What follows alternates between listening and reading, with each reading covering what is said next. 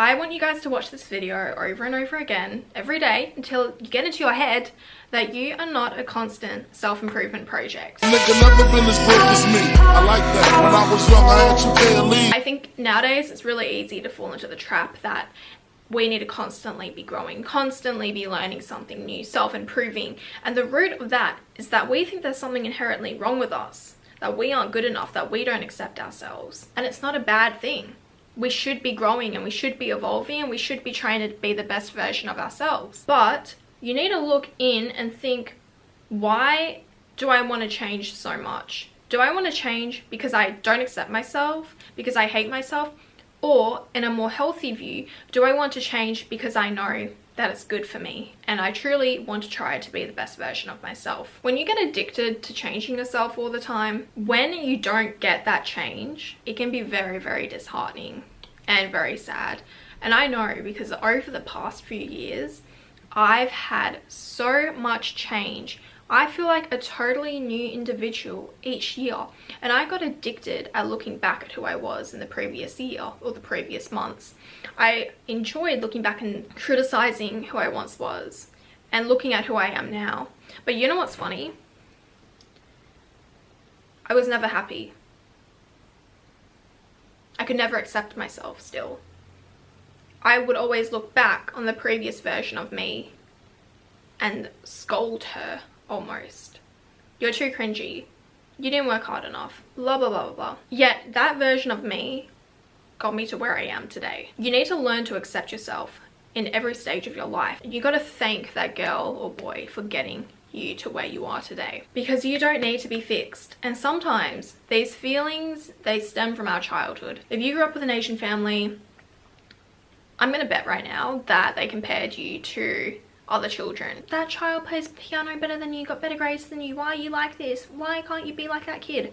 It stems so early that there is something fundamentally wrong with us and that we have to change. And it doesn't help that TikTok, YouTube, whatever, there's so many new trends, like that girl trend, self-improvement trends, productivity trends. You don't need to change all the time. Change will honestly naturally happen to some extent if you're focusing on actually becoming a better person, but you don't need to take extreme measures all the time. For example, last year I had a breakup. It was very painful and it absolutely catapulted me into this new version of myself, and I became so addicted to the level of growth I had and the feeling it gave me, because I totally transformed.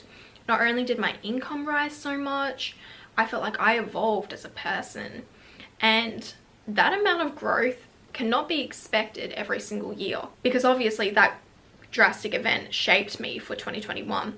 And I went into 2022 excited. How am I going to change into a new person this year? And when I didn't get the same level of change I got in 2021, I felt really bad about myself. And then it made me start to realize my happiest years were probably when I just came out of high school, 2018 to 2020. I was ignorant and I just lived my life. And I did experience growth, but I wouldn't say I was obsessively focused on it. And that's why I was happy and I actually accepted myself. But when you try to change yourself so much all the time, what you're actually saying is, I don't like who I am and I don't accept myself. I'm going to talk about this further in another video, but there's so many trends online which aim to inspire you to be a new version of you, but really they're either manipulation tactics or they're just trying to change fundamentally who you are. Like one of them, the whole femme fatale thing, first of all, they all stem back to gaining male validation, which is not the goal here. Secondly, they're trying to teach you to not be yourself in dating situations and try to play a character to get the man. Well, what happens when you get that person? Are you going to keep up this act? Don't you want someone to actually accept you for who you are? To love you for who you are? These trends teach you to not like yourself. I also want to add that sometimes you can feel like you're not growing, but you actually are. Hindsight is a wonderful thing, and I really encourage you to keep a journal of your thoughts. Sometimes I read my old journals and I'm like, wow, I didn't even know that I used to think like this. I can't remember, it was so long ago. And that's when you can really observe your growth. But sometimes growth, it does not come in the obvious forms of starting a new business, huge career growth, success, whatever. It can come in many other ways, like you change your pattern of thinking, which I think is arguably the most important one. Imagine if you went from a limiting mindset to an abundance mindset in 1 year. How would that change your life? It would change your life more than just increasing your salary. Additionally, growth takes time, especially big growth. When I was 18, I had no concept of what it meant to improve myself or change. I remember thinking there was just something wrong with me, and it made me really depressed. And I couldn't pinpoint what it was. I remember I would make mind maps to try to sort out what was in my brain, and I couldn't. And when I thought I had the answer, I would make a plan. And it would be a 1-week plan. And in that 1 week, the goal was by the end to be a radically transformed new version of myself. And then when the end of the 7 days would come and I would be exactly the same, I would beat myself up because I had no concept of change. Is change going to occur in 1 week? No. It occurs over years and years and years for the rest of your life. You need to think of the full spectrum of your life, not just 1 year, 2 years, a few months. You need to think of all the decades you're going to live, all the things you're going to go through. You're going to be a parent, you're going to be a grandparent. If you're lucky, you'll be a great grandparent. You'll go through divorces, maybe. Start a new job, start a business. So many things which are going to change you.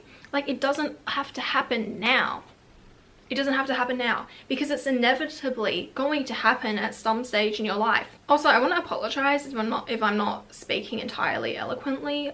I just had lockjaw and my jaw is still kind of locked here. So I'm struggling to speak. My voice is quivering because I haven't spoken all week. So I'm not like on my flow, you know? I'm not on my fucking flow like usual. I also want to say that I consider myself like a newborn baby, like a toddler. Because I don't consider myself to have really started my life until I was 18. Perhaps it was different for you, but I know until I was 18, I was just in school. I entered the real world at 18 when I moved away from home across the country. That's when I started to really, really grow. I'm 22 years old now. So I've been out here for like, what, 4 or 5 years? I'm 4 or 5 years old, you guys. I'm a toddler. I'm a toddler. And you might be a toddler too. I've only been out here 4 or 5 years. You know what that means? Can you expect a toddler to rapidly learn so much in these 5 years, to radically become the person of their dreams? No.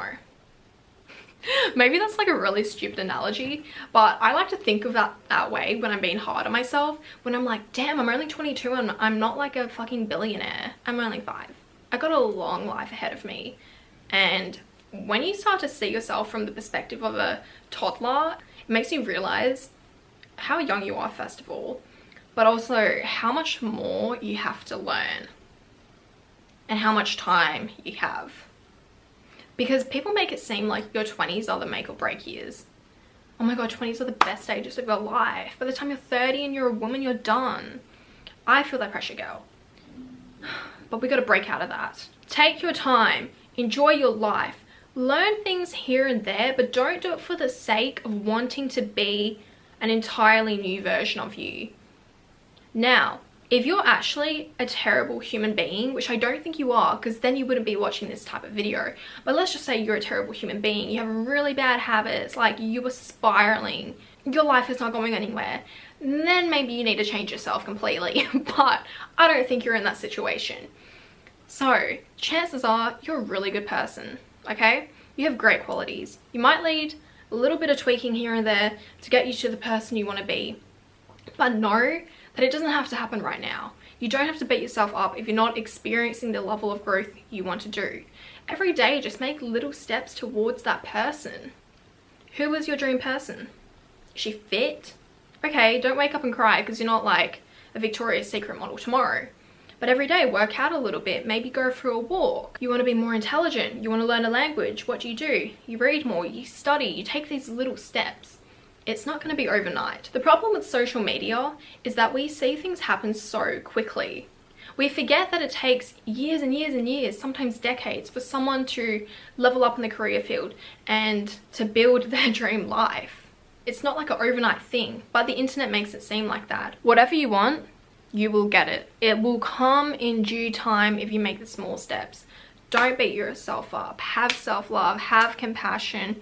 Make the little steps every day and you'll get there. And also, next time you watch a video on the internet where someone is detailing the extreme growth they had or the extreme things they've achieved, take a step back and ask yourself, is this normal? Is this happening to every single person?